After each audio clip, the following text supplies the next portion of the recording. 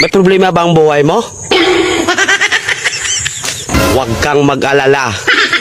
May advice ako. Pakinggan mo. Alam nyo, ganyan talaga ang buhay. Parang life. Basta yung importante ay mahalaga.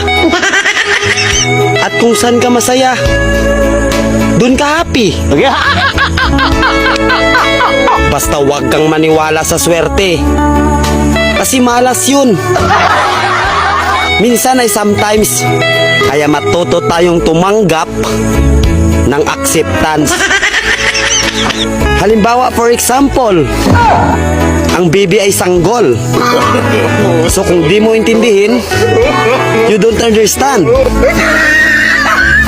Basta kaibigan, lagi mong tatandaan that wherever you go are there.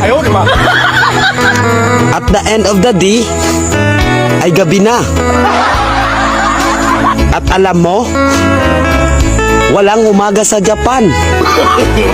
Kasi lahat sila ay hapon.